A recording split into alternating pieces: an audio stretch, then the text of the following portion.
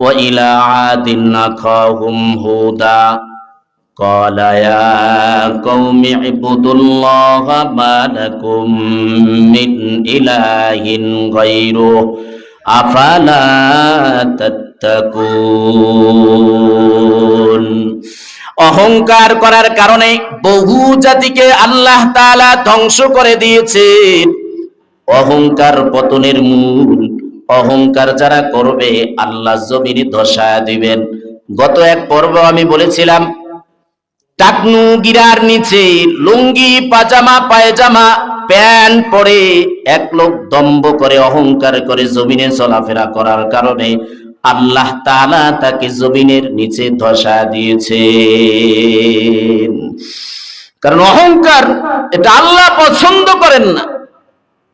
আল্লাহ বলেন আল কিবরিয়া উরিদাই, অহংকার এটা আমার চাদর, ওয়াল আজমাতু ইজারি, আর মহত্ব আমার লুঙ্গি। ফামান নাযানি ওয়াহিদাম মিনহুমা ফাকাযাফতাহু ফিন্নার। আল্লাহ বলেন এই দুইটা জিনিস, অহংকারী আর আজমত মহত্ব, এই দুইটা জিনিস নিয়ে যারা টানা হেঁচড়া করবে, টানাটানি করবে, ফাকাযাফতাহু মিনান নার, আমি তাকে অবশ্যই জাহান্নামে নিক্ষেপ করব। নাউযুবিল্লাহ। বলেন ইবাদতের অহংকার, ক্ষমতার অহংকার, শক্তির পাওয়ার ক্ষমতার অহংকার যারা দেখাবে আল্লাহ তাদেরকে জাহান্নাম দিবেন। এজন্য অহংকার করা যাবে না। বিনয়ী হয়ে যাও, নম্র হয়ে যাও, সবার সাথে নম্র ব্যবহার করো, নম্রতা দেখাও, তাইলে তোমাকে আল্লাহ তাআলা পুরস্কার হিসেবে জান্নাত দিয়ে দিবে। আল্লাহ বলেন এই অহংকার করার কারণে সাদ্দাত ধ্বংস হয়ে যায়, অহংকার করার কারণে নমরুদ ধ্বংস হয়ে গেছে, অহংকার করার কারণে ফেরাউন ধ্বংস হয়ে গেছে, অহংকার করার কারণে হামান করুন ধ্বংস হয়ে গেছে, অহংকার করার কারণে আবু জাহেল উতবা সাহেবা এরা ধ্বংস হয়ে গেছে। অহংকার যারা যুগে যুগে দেখাবে সবাই ধ্বংস হয়ে যাবে। আল্লাহ বলেন একটা জাতির কাছে আমি একজন নবী প্রেরণ করেছি, নবীর নাম হুদ, জাতির নাম আদ। আদ একটা সম্প্রদায়, ওয়াইলা আদিন আখাহুম হুদা, আমি আদ সম্প্রদায়ের কাছে তাদের ভাই হুদ আলাইহিস সালামকে প্রেরণ করলাম। এই জাতি কত শক্তিশালী ছিল তাফসীরে মাযহারিতে এসেছে। আদ সম্প্রদায় এই মানুষগুলো এত বড় বড় ছিল যে 100 হাত লম্বা তারা ছিল। এক বর্ণনা, দ্বিতীয় বর্ণনা এসেছে তারা 70 হাত পর্যন্ত লম্বা ছিল। এক একজনের মাথা এক একটা গম্বুজ, গম্বুজের না এক একজনের মাথা ছিল। আর তাদের চোখের ভিতরে যে গর্ত, নাকের ছিদ্র, কানের ছিদ্র এত বড় ছিল যে বদর একটা প্রাণী সে বাচ্চা প্রসাব করার জায়গা সেখানে পেয়ে যেত।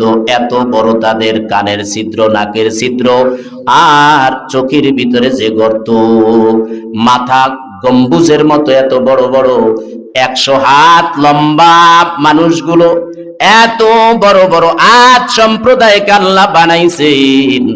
বানানোর পরে এরা যখন দুনিয়াতে আসছে, আসার পরে এরা পাথর কেটে কেটে, পাহাড়ের পাথর কেটে কেটে এরা ঘর নির্মাণ করেছিল।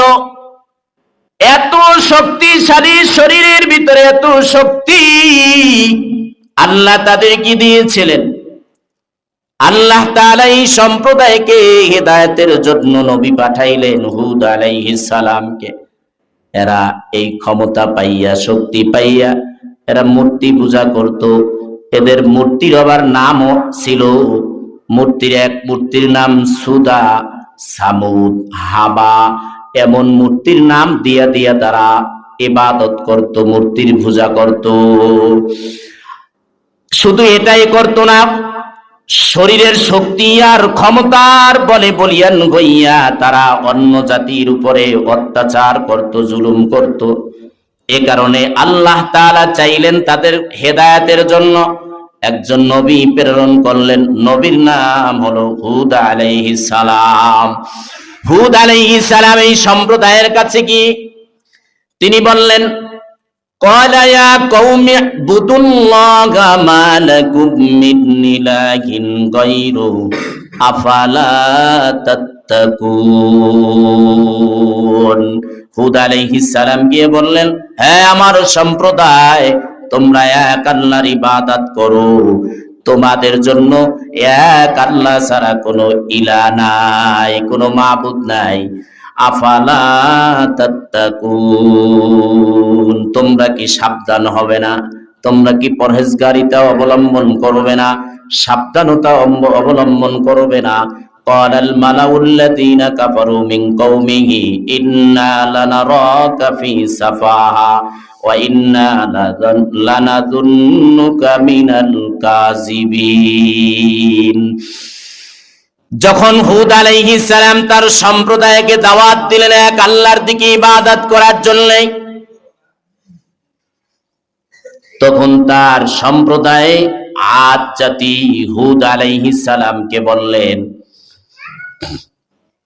আরে আমরা তো তোমাকে দেখতে পাচ্ছি তুমি হলো সাফাহা, নির্বুদ্ধিতা, তোমার কোনো বুদ্ধি নাই, তুমি বোকা, আমরা তো তোমাকে বোকা দেখতে পাই। ওয়া ইন্না লানাযুন্নুকা মিনাল কাযিবিন, আর তুমি তো মিথ্যাবাদী, তোমার কথার কোনো ভ্যালু নেই, কোনো ভিত্তি নেই, তুমি তো মিথ্যাবাদী, আর আমরা তো দেখতে পাই তুমি একটা বোকা।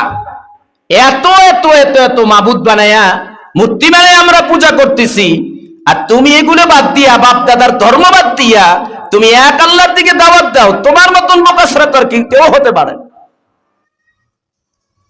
বর্তমানে এমন মুসলমান আছে, যদি কোনো রুসুম বা সংস্কৃতি যেটা শরীয়তে নাই, এমন সংস্কৃতির বিরুদ্ধে যখন আমরা কথা বলি, তখন বলে যে হুজুরে কি বুঝে, আমরা বাপ দাদা 14 পুরুষ এগুলো করে আইছি, এখন হুজুরে নতুন ফতুয়া দেয়, কয় কি কয় না। তো এরাও তো একই কথা বলছে, ও হুজুরে কি বুঝে, এর কি জ্ঞান আছে দুনিয়া সম্পর্কে, তার কোনো আইডিয়া আছে নাকি? এরকম কথা বলে বলে সে তার বাপ দাদার রুসুম সংস্কৃতি সেগুলা সে পালন করে। এই যে 40 মানুষ মৃত্যুবরণ করলে 40 করতে হবে, 3 দিনা করতে হবে।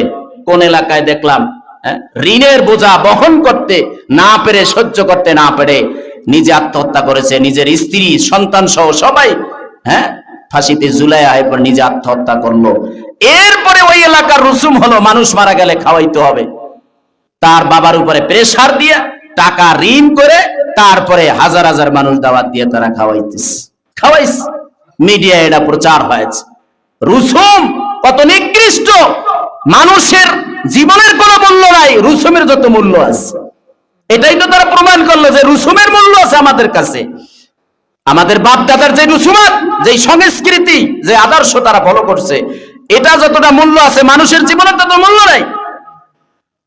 অথচ বলেন একটা মানুষ মারা গেলে তোমার মতন এত কপাল ভরা যে তোমার বাবা মারা গেলে তুমি 40 দিনের দিন দোয়া করবা, 3 দিনের দিন দোয়া করবা, আর সারা বছর খবর নাই, আর সারা বছর দোয়া করবা না কেন? তোমার বাবা কি তোমার জন্য কি 3 দিনের দিন দোয়া করছিল?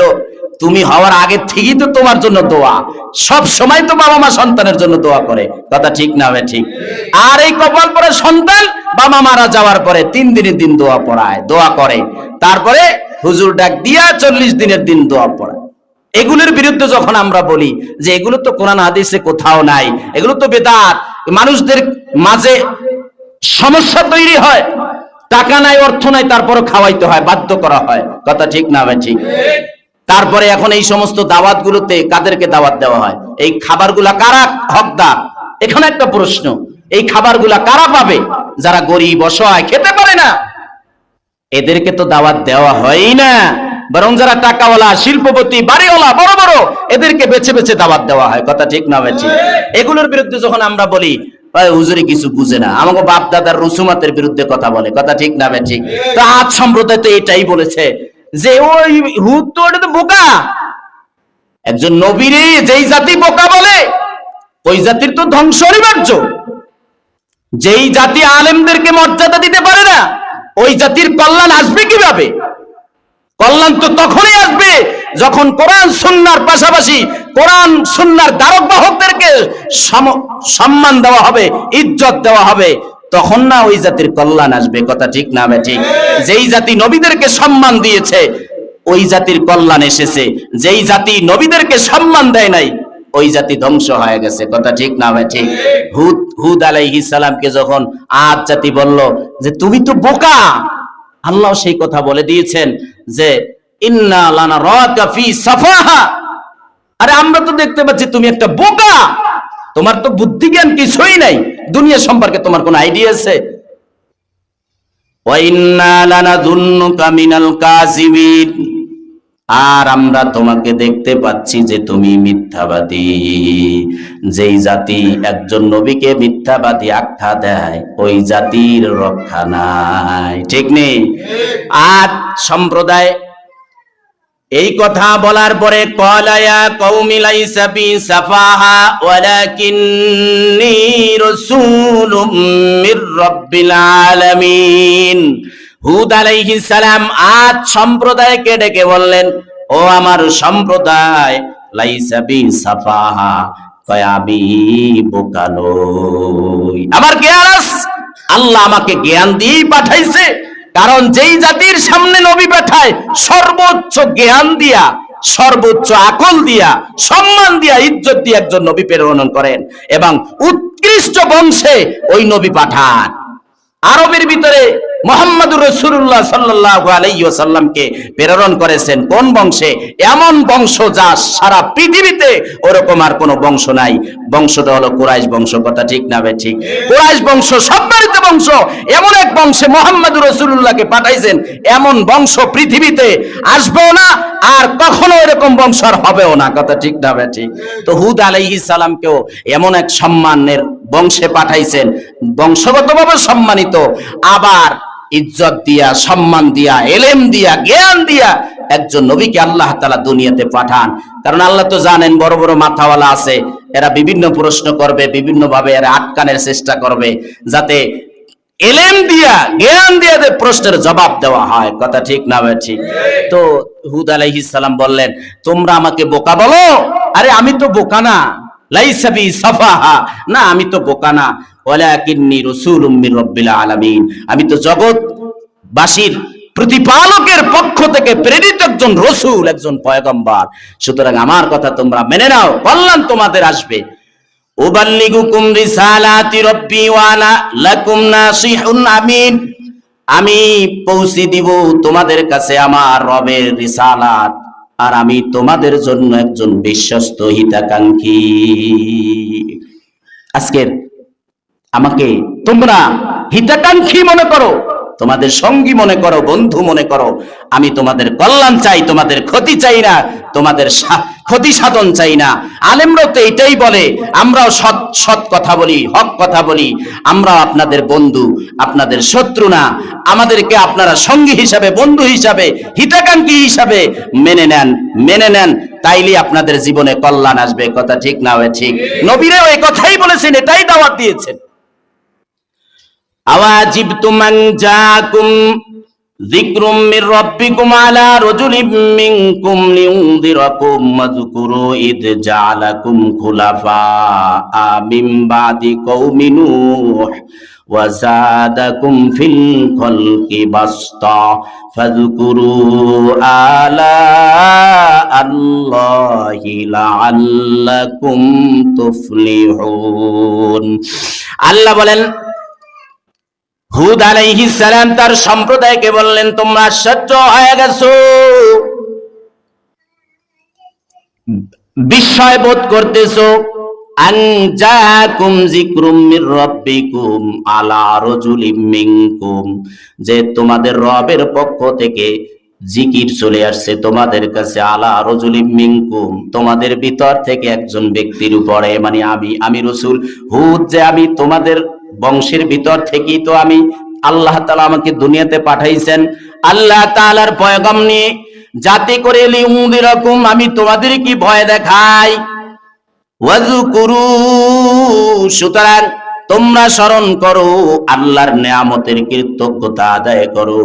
ইদ জালাকুম খুলাফা মিন বাদি কওমি নূহ, নূহ আলাইহিস সালাম দুনিয়া থেকে যাওয়ার পরে আল্লাহ তোমাদেরকে দুনিয়াতে প্রতিষ্ঠিত করেছেন।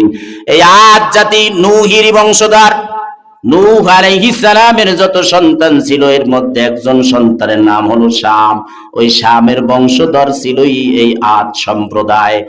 আল্লাহ বলেন ওয়াজাদাকুম ফিল খলকি বাসতা, সৃষ্টিগত আকৃতিগত ভাবে আমি তোমাদেরকে অনেক শক্তিশালী করে বানিয়েছি।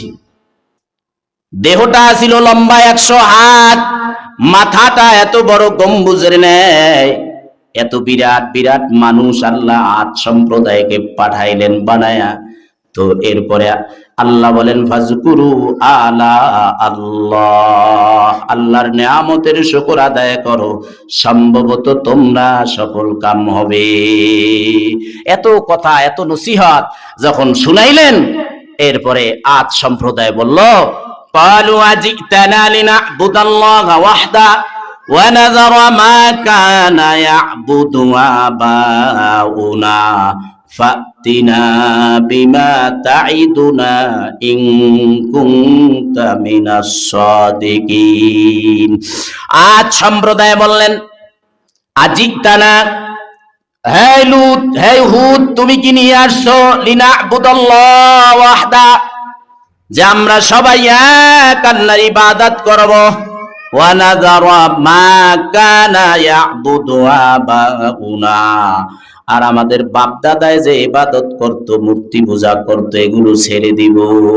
এমন খবর নিয়ে আইছো?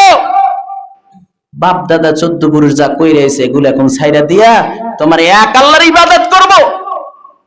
এটা না কইয়া একটা কাজ করো, ফাতিনা বিমা তাইদুনা, তুমি বলছো এক আল্লাহর ইবাদত না করলে আসমান থেকে আযাব আসবে, গজব আসবে। যদি তুমি তোমার কথায় সত্যবাদী হও, তাইলে তুমি তোমার এই ওয়াদা অনুযায়ী আসমান থেকে শাস্তি নিয়ে আসো।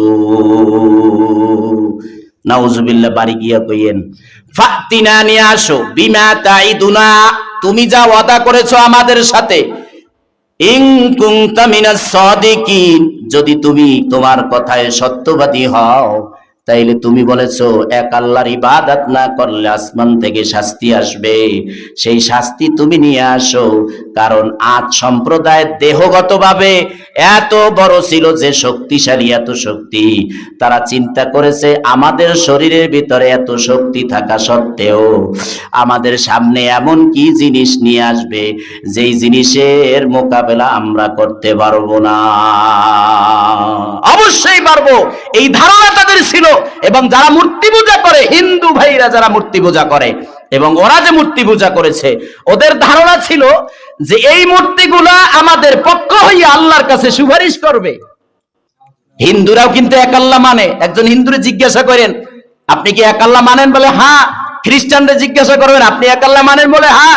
ইহুদিরে জিজ্ঞাসা করবেন আপনি এক আল্লাহ মানেন, বলে হ্যাঁ। তাহলে হিন্দুরে জিজ্ঞাসা করবেন যে আরো যে 33 কোটি দেবতা মানেন, ওগুলো আমাদের পক্ষ হইয়া আল্লাহর কাছে সুপারিশ করবে, এজন্য আমরা এগুলো মানি। বুঝতেছেন? দেবতা নাম দিছে, তারপরে ভগবান নাম দিছে, এগুলো দিয়ে দিয়া এগুলোর পূজা করে। ওদের ধারণা, বিশ্বাস যে এগুলো আমাদের পক্ষ হইয়া আল্লাহর কাছ থেকে সাহায্য নিয়ে আসবে। অথচ এতটুকু চিন্তা করে না যে এই জিনিসটা আমি নিজ হাত দিয়া বানাইলাম, নিজে নাম দিলাম, এগুলা লড়াচড়াও করতে পারে না, খাবারও খাইতে পারে না। একটা মাছি গায়ে পড়লে সেই মাছিটা মূর্তি তাড়াইতে পারে না, ওরে কেউ ক্ষতি করলে সে নিজেকে রক্ষা করতে পারে না। তাইলে আমাকে রক্ষা করবে কিভাবে, আমাকে সাহায্য করবে কিভাবে, আমার রিজিক কিভাবে বন্টন করবে, আমার সমস্যা কিভাবে দূর করবে, এই চিন্তা কিন্তু হিন্দু ভাইরা করে না। কথা ঠিক না ভাই? ঠিক। তো আজ সম্প্রদায়ও এটাই চিন্তা করেছে যে আল্লাহর পক্ষ থেকে যদি কোনো শাস্তি আয়, আমরা তো মূর্তি পূজা করি, মূর্তিগুলোই আমাদেরকে রক্ষা করবে। কিন্তু আল্লাহ যদি কাউকে শাস্তি দেওয়ার ইচ্ছা পোষণ করে, পৃথিবীর কোন শক্তি আছে নাকি যে আল্লাহর এই শাস্তির সামনে সে মোকাবেলা করবে? দেখেন না ইন্দোনেশিয়ার খবর জানেন না? সুনামি, এই সুনামি আসার আগে তারা সব ওকে রাখছে।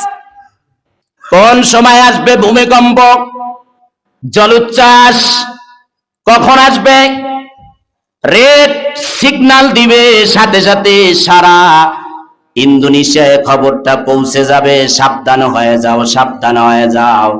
কিন্তু আল্লাহর হুকুম এমন হুকুম, আল্লাহ হুকুম দিলে দুনিয়ার যন্ত্রপাতিতে ধরার আগে সব শেষ হয়ে যায়। ওই যে যন্ত্রপাতি নিয়ে তারা বসেছিল, ওখানে রেড সিগন্যাল দেওয়ার আগেই জলোচ্ছ্বাস এসে পুরা ইন্দোনেশিয়া ধ্বংস হয়ে গেছে। ঠিক না বে ঠিক? খবর নিয়ে দেখেন কেন এই সুনামি হয়েছে। প্রকাশ্যে বেবিচার যেই সমাজে চলবে, প্রকাশ্যে যেই সমাজে কবিরা গুনাহ চলবে, ওখানে আল্লাহ তাআলার পক্ষ থেকে ডাইরেক্ট গজব আসবে। ওই গজবে ওই সমস্ত লোক, ওই সমস্ত ব্যক্তিরা পতিত হবে যারা এই অপকর্মের বিরুদ্ধে স্লোগান দেয় নাই, সমর্থন জানাইছে। আসতেছে না গজব আর একটা 31 নাইট ডে, এই তো আইতেছে আর কয়েকদিন বাকি। ছেলে আর মেয়ে মিলে একটা নতুন দিন উদযাপন করার জন্য মদের আসর বসাইবে, অথচ কপাল পোড়া চিন্তা করলো না আমাদের জিন্দেগি থেকে একটা বছর মাইনাস হয়ে গেল। এই একটা বছর তো আর নতুন ভাবে আসবে না, আসবেনি বলেন? যেই একটা বছর আমার লাইফ থেকে, আমার জীবন থেকে মাইনাস হয়ে গেল, বলেন এই একটা বছর আবার নতুন ভাবে আসবেনি? অথচ প্রত্যেকটা মানুষের চিন্তা করার দরকার, গত এক বছরে কি ইবাদত করলাম, গত এক বছরে আমি কি গুনাহ করলাম, আল্লাহ কি আমাকে ক্ষমা করবেন? আমি কি আল্লাহর প্রিয় বান্দা হতে পারলাম কি পারলাম না? আমার জিন্দেগি থেকে একটা বছর মাইনাস হয়ে গেল, হায় রে আর কত দিন বাঁচবো কোনো জানা নাই। উচিত হলো প্রত্যেকটা মানুষের ওই 31 নাইট ডে উদযাপন না করে রবের কুদরতি কদমে 4টা সেজদা দিয়া শুকর আদায় করা। করবেননি? এই জন্য এটাই হলো বছর উদযাপন করা। নিউ বছর, নতুন বছর উদযাপন করবেন কি দিয়ে করবেন? 2 রাকাত নামাজ, রবের কুদরতি কদমে 2টা সেজদা দিয়া, যে আল্লাহ গত এক বছর কত গুনার কাজ করেছি, কত নামাজ ছেড়ে দিয়েছি, কত আকাম কুকাম দিয়া জীবনটা চালাইলাম, সামনে থেকে ভালো হতে চাই, এগুলো আর করতে চাই না। তুমি এমন জীবন দাও যেই জীবন পাওয়ার পরে দুনিয়াতেও আমি সফল, পরকাল জিন্দেগিতেও আমার মুক্তি। কিন্তু কই, এই অপকর্ম যেই জাতি করবে ওই জাতিকে আল্লাহ তাআলা ছাড় দিবেন না। কথা ঠিক না বে ঠিক? তার সম্প্রদায় হুদ আলাইহিস সালামকে বললেন, তুমি যে ওয়াদা করেছো আমরা না মানলে আসমান থেকে শাস্তি আসবে, তাহলে শাস্তি নিয়ে আস। এবার চিন্তা করেন এই জাতি কেমন ভয়ঙ্কর জাতি, আল্লাহর কাছ থেকে শাস্তির আশা করে। এবারে তারা কি বলে? قال قد وقع عليكم من ربكم رجس وغضب أتجادلونني في أسماء سميتموها أنتم وآباؤكم ما نزل الله بها من سلطان فانتظروا إني معكم من المنتظرين। হুদ আলাইহিস সালাম বললেন, হ্যাঁ, রবের পক্ষ থেকে গজব এবং ক্রোধ তোমাদের উপরে নির্ধারিত হয়ে গেছে। এখন এমন বিষয় নিয়ে তোমরা ঝগড়া করো, যেই মূর্তি পূজাগুলা তোমরা করো, যেই মূর্তিগুলো নিয়ে আমার সাথে তোমরা তর্ক করতেছো, অথচ এই মূর্তিগুলোর নাম তোমরাই রাখছো। ঠিক নেই? মূর্তি মানুষ বানাইছে, আবার মূর্তিগুলোর নাম মানুষ রাখছে।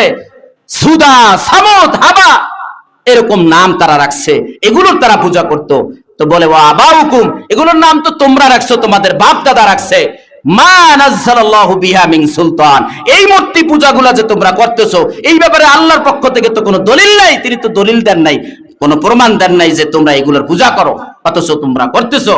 সুতরাং তোমরা অপেক্ষা করো শাস্তির, আর আমিও তোমাদের সাথে শাস্তির অপেক্ষা করি। ঘটনা এখানেই শেষ নয়। আল্লাহ বলেন ফানজাইনাহু ওয়াল্লাযীনা মাআহু বিরাহমাতিম মিন্না ওয়া কাতা'না দাবিরাল্লাযীনা কাযযাবু বিআয়াতিনা ওয়া মা কানু মুমিনিন।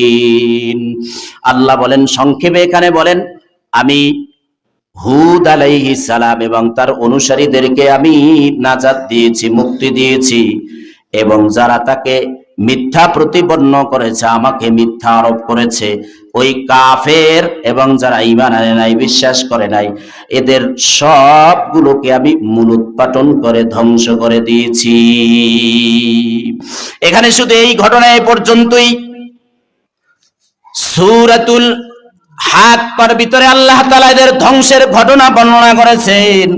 অন্য এক সূরার ভিতরেও এসেছে, আল্লাহ তাআলা এদেরকে যখন ধ্বংস করতে চাইলেন, লাগাতার প্রায় 1 বছর পর্যন্ত দুর্ভিক্ষ দিয়ে দিছে, কোনো বৃষ্টি নাই, অনাবৃষ্টি, খরা, ফসল উৎপাদন হয় না, হাহাকার, চতুর্দিকে মানুষ অস্থির হয়ে গেছে। এবারে 1 বছর অতিক্রম হওয়ার পরে আদ সম্প্রদায় তারা কিছু মানুষ নির্ধারণ করে একটা দল বানাইয়া বাইতুল্লাহে পাঠায় দিয়েছে, যা তোরা গিয়া বাইতুল্লাহর আঙ্গিনায় গিয়া আল্লাহর কাছে দোয়া করবি বৃষ্টিপাতের জন্য। ওরা বাইতুল্লাহর কিনারায় আঙ্গিনায় আইসা ওদেরই বংশের এক লোকের বাড়িতে খাওয়া দাওয়া করতেছে মাস ব্যাপী। এদিকে দোয়া করা লাগবো, জাতি মইরা যাইতেছে, এর কোনো খবর নাই। এখানে আইসা মদ পান করতেছে, নারীদের নিয়ে আনন্দ উল্লাসে মাতোয়ারা, ওইদিকে জাতি ধ্বংস, আর এদিকে তারা এই আমোদ ফুর্তি করতেছে। 1 মাস 2 মাস যাওয়ার পরে বাড়িওয়ালা তাদেরকে বিদায় না দিয়ে কবিতার আকারে তাদেরকে বলে দিলেন, তোমার জাতি ধ্বংস হয়ে যাইতেছে না খেয়ে খেয়ে, আর তোমরা এখানে আমোদ ফুর্তি করতেছো, যাও বৃষ্টিপাতের জন্য দোয়া করো। এবারে তাদের জ্ঞান যখন ফিরে আসলো, তারা চিন্তা করলো, হায়, আমাদেরকে পাঠানো হয়েছিল দোয়া করার জন্য, কিন্তু আমরা তো এখানে মাতোয়ারা হয়ে গেছি, মদ পান করতেছি, সারাদিন খারাপ কাজে লিপ্ত আছি। সবাই একত্র হইয়া বাইতুল্লাহর আঙ্গিনায় গিয়া প্রার্থনা করলেন। ওই দলের মধ্যে যে লিডার ছিল, যে দোয়া করল আল্লাহর কাছে, আয় আল্লাহ, সম্প্রদায়ের ভিতরে দুর্ভিক্ষ, খাবারের ব্যবস্থা নেই, তুমি বৃষ্টিপাত দিয়ে এই দুর্ভিক্ষ দূর করে দাও। আসমান থেকে আওয়াজ আসছে, আমি 3 ধরনের মেঘ দিলাম, মেঘ খণ্ড দিলাম, তোমাদের যেটা পছন্দ হয় সেটা তোমরা গ্রহণ করো।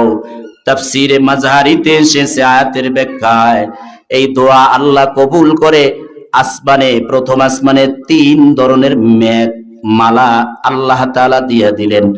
1 খণ্ড কালো, লাল, সাদা বর্ণ, কালো বর্ণ, লাল বর্ণ, সাদা বর্ণ। এখন এই 3 খণ্ড মেঘের ভিতর থেকে তোমরা পছন্দ করো কোন কালারের মেঘ খণ্ড থেকে তোমরা বৃষ্টি চাও। তো সাধারণত মানুষ আমরা বুঝে নেই, কালো মেঘের ভিতর থেকে তো মুষলধারে বৃষ্টি হয়। ওরা ওই চিন্তা করে নির্বাচন করলো যে কালো মেঘটাই আমরা নির্ধারণ করলাম, এই মেঘ খণ্ড থেকে আমাদেরকে বৃষ্টি দাও। রবের পক্ষ থেকে মেঘের খণ্ডর ভিতর থেকে আওয়াজ আসলো, তোমরা এমন একটা মেঘের খণ্ড নির্ধারণ করলা, এই মেঘ খণ্ডই তোমাদেরকে ধ্বংস করে দিবে। কালো মেঘ চলে যাইতিস বাইতুল্লাহ থেকে আদ সম্প্রদায়ের কাছে। আদ সম্প্রদায়ের কাছে কি মুষলধারে বৃষ্টি, মহাপ্রলয়ঙ্কারী ঝড়। আল্লাহ সূরাতুল হাক্কার ভিতরে বলেন, কয় দেখবেন দুনিয়াতে যখন ঝড় তুফান শুরু হয়, গাছের ঢাল ভেঙ্গে ভেঙ্গে পড়ে যায়, দেখছেন না? গাছের ডাল ভেঙ্গে ভেঙ্গে পড়ে যায়, খেজুরের ডালগুলো ভেঙ্গে ভেঙ্গে পড়ে যায়, তাল গাছের আগাটা দেখবেন ভেঙ্গে ভেঙ্গে পড়ে যায়, বিভিন্ন ধরনের গাছের আগাগুলো ভেঙ্গে ভেঙ্গে, ডালগুলো ভেঙ্গে ভেঙ্গে পড়ে যায়। আল্লাহ তাআলা বলেন মহাপ্রলয়ঙ্কারী ঝড় এমন ভাবে আল্লাহ ছেড়ে দিলেন আজ সম্প্রদায়ের উপরে। আগেই বলেছি এক একটা মানুষের দৈর্ঘ্য 100 লম্বা, 100 হাত লম্বা, বিশাল দৈত্য আকারের দেহ বিশিষ্ট মানুষ। সূরাতুল হাক্কার ভিতরে আল্লাহ বলেন এই মহাপ্রলয়ঙ্কারী ঝড় বাতাস এমন ভাবে ঝঞ্ঝা বায়ু ছেড়ে দিয়েছেন, এমন ভাবে ছেড়ে দিয়েছেন 7 দিন 7 রাত 8 দিন পর্যন্ত বিরামহীন ভাবে এই বাতাস কমেও নাই বাড়েও নাই, একই ভাবে চলতেছিল। তাফসিরে মাযহারিতে এসেছে যখন এই বাতাস শুরু হয়ে যায় সবাই তাদের নিজস্ব আদ সম্প্রদায় প্রত্যেক ব্যক্তি তার নিজস্ব ঘরের ভিতরে, পাথরের সেই ঘরের ভিতরে তারা দরজা লাগায়া ভয়ে তারা আতঙ্ক হয়ে দরজা লাগায়া ভিতরে চলে যায়। আর বাতাসে দরজাগুলো ছিঁড়ে ঘরগুলো চৌচির করে বাতাসি তুলার নে উপরে উড়ায় নেয়। তাফসীরে এসেছে প্রত্যেকটা মানুষকে ওই বায়ু বাতাস এমন ভাবে জমিন থেকে উপরে নিয়ে যায়, তুলার মতন উঠতে থাকে। প্রত্যেকটা মানুষের মাথা যেহেতু গম্বুজের মতো বড় বড়, মাথাগুলো নিচের দিকে চলে আসে, পা উপরে চলে যায়। এইভাবে প্রত্যেকটা মানুষকে জমিনের মধ্যে আল্লাহ তাআলা দাফন করে দিলেন। নাউযুবিল্লাহ। শুধু দাম্ভিকতার অহংকারী হটকারিতা আর আল্লাহর বিরুদ্ধাচরণ করার কারণে আল্লাহ এই আদ সম্প্রদায়কে সমূলে ধ্বংস করে দিয়েছেন। সূরা হাক্কার ভিতরে আল্লাহ বলেন যে খেজুরের ডাল ভেঙ্গে যেরকম নিচের দিকে পড়ে থাকে ওইভাবে আমি এই এত বড় বড় দেহ বিশিষ্ট মানুষগুলোর আমি জমিনের সাথে মিশিয়ে দিয়েছি। এত বাতাস হয়েছে, এত প্রচন্ড বেগে বাতাস হয়েছে যে হুদ আলাইহিস সালাম এবং অল্প কিছু ঈমানদার তার অনুসারী যারা এদের গায়েও স্পর্শ করে নাই, স্পর্শই করে নাই। এটার প্রমাণ ওই যে ইন্দোনেশিয়ার খবর বললাম, সুনামি হয়েছে, পুরা দেশ ধ্বংস হয়ে গেছে সুনামিতে। এখনো ভিডিওগুলো আপনি ইন্টারনেটে সার্চ দিলে পাবেন। ওখানে সুনামির ভিতরে স্পষ্ট দেখা যায় বিরাট বিরাট বিল্ডিং গুলো মাটির সঙ্গে মিশে গেছে, পানিতে চলে যাইতেছে, কিন্তু আল্লাহর ঘরগুলা জায়গায় দাঁড়িয়ে আছে। এবং ওই আল্লাহর মসজিদ গুলোর ভিতরে যারা অবস্থান করেছে আল্লাহ তাআলাও তাদেরকে রক্ষা করেছে। তো হুদ আলাইহিস সালাম এবং তার অনুসারী যারা ছিল এত মুসিবত হয়েছে, এত গজব হয়েছে, কিন্তু তাদেরকে স্পর্শই করে নাই। এরা চলে আসছে বাইতুল্লাহ। তখন নিয়ম ছিল কোন জাতি ধ্বংস হয়ে গেলে যাদেরকে আল্লাহ রক্ষা করেন, আর রক্ষা তো এখানে খেলাটা কিন্তু একটাই, দেখেন বিশ্বাস আর অবিশ্বাস। খেলা কিসের বলেন না? বিশ্বাস আর অবিশ্বাসের খেলা। তারা অবিশ্বাস করার কারণে আল্লাহ তাদেরকে ধ্বংস করে দিয়েছে। পাশাপাশি হুদ এবং তার অনুসারী যারা ছিলেন, হুদ আলাইহিস সালাম এবং তার অনুসারী মুমিন যারা ছিল, বিশ্বাসী বান্দা, তাদের পশম স্পর্শ হয় নাই। এদেরকে নিয়ে হুদ আলাইহিস সালাম চলে আসছে বাইতুল্লাহ। সারা জীবন বাইতুল্লাহ বসে বসে ইবাদত করছে। তাফসিরে মাজারিতে আজকে দেখলাম যে সেখানে হাজরে আসওয়াদ আছে না, বাইতুল্লাহ হাজরে আসওয়াদ আছে না, কালো পাথর, আর মাকাম ইব্রাহিম আর জমজম, এই যে তিনটা জায়গা যে আমি বললাম, হাজরে আসওয়াদ, জমজম আর মাকাম ইব্রাহিমের যে পাথর, এই জায়গায় প্রায় 93,000-এর মতো নবী রাসূল এখানে দাফন দেওয়া আছে এই জায়গায়। তো এই নবীদের মধ্যে হুদ আলাইহিস সালাম এখানে আছেন। এখানে বহু নবীর কবর আছে। এই যে বাইতুল্লাহ এখানে, এই যেখানে মাতাফ, এই যে চক্কর লাগাইতেছে, লক্ষ লক্ষ মানুষ ঘুরতেছে না, এই যে কবরের উপরে ঘুরতেছে। খেলাটা দেখছেন? তাহলে বিশ্বাসের খেলা। বিশ্বাস থাকার কারণে আল্লাহ হুদ এবং তার অনুসারীদেরকে বাঁচায় দিলেন। আর অবিশ্বাস করার কারণে এদের তার জাতি ধ্বংস করে দিলেন। সুতরাং সম্মানিত হাজিরিন, এই করোনা থেকে আমরা কি শিখলাম? যে যদি আমরাও বিশ্বাস করি, আমরাও যদি এক আল্লাহকে বিশ্বাস করি, তার ইবাদত করি, পৃথিবী ধ্বংস হয়ে যেতে পারে, বাংলাদেশও ধ্বংস হয়ে যেতে পারে, বেলজিয়াম পড়ে যেতে পারে, পরে যেতে পারে, কিন্তু কোন ইমানদারের পশম স্পর্শ হতে পারে না। মাঝে মাঝে দেখেন না বাংলাদেশে ভূমিকম্প হয়নি? এত করোনায় মইরা গেল, মাস্কের পরে মাস্ক, গ্লাসের পরে গ্লাস, কত কোটিপতি গ্লাসের পরে গ্লাসের ভিতরে থাকার পরেও বাঁচতে পারলো না। কিন্তু আল্লাহর কি কুদরত, একজন টুপিওয়ালাকেও করোনা ভাইরাসে ধরে নাই। এই টুপিওয়ালারাই কিন্তু এদেরকে জানাজা পড়াইয়া দাফন কাফন করছে। কথা ঠিক না ভাই? ঠিক।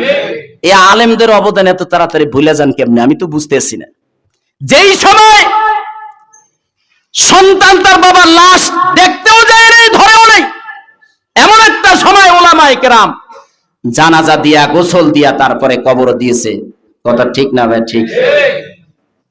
একজন আলেমকেও ধরে নাই, কারণ করোনা ভাইরাস কার পক্ষ থেকে দেওয়া? তো গজব তো তারই লাগবে যে গজবরে বেশি ভয় পায়, আল্লাহরে ভয় পায় না। কথা ঠিক না ভাই? ঠিক। আমারে বলছে যে করোনা ভাইরাস শুরু হয়েছে, তো আপনি মসজিদে কেন এলান দেন না যে মাঝখানে ফাঁকা ফাঁকা হইয়া দাঁড়াইবে যাতে করোনা ভাইরাসে ধরতে না পারে? আমি বললাম যে না, এটা আমার দ্বারা সম্ভব না। করোনা ভাইরাস যদি ওই আসি, যেহেতু আসছে, নামাজ পড়বে একজন মুসল্লি, আমি তারে বলবো যে আপনি মাঝখানে ফাঁকা রাখেন, হাদিসে তো নিষেধ আছে, তা হাদিসের বিপরীত আমল আমি জাতিকে শিক্ষা দিতে, এটা আমার দ্বারা সম্ভব না। আমি যখন যেই মসজিদে তখন ছিলাম, আমি বলছি না, আমার দ্বারা এটা হবে না, আমি বলি নাই। অথচ দেখা যায় বাপ বেটা একসাথে রিস্কায় চলে আসে, মসজিদে এসে ফাঁকা হইয়া দাঁড়ায়। কি আজীব কাহিনী! বাসার থেকে বের হইছে রিস্কায়, বাপ বেটা একসাথে মিলা মসজিদে আসতেছে একসাথে, আর মসজিদে এসে ফাঁকা ফাঁকা হইয়া দাঁড়ায়। এ কি আজীব কাহিনী!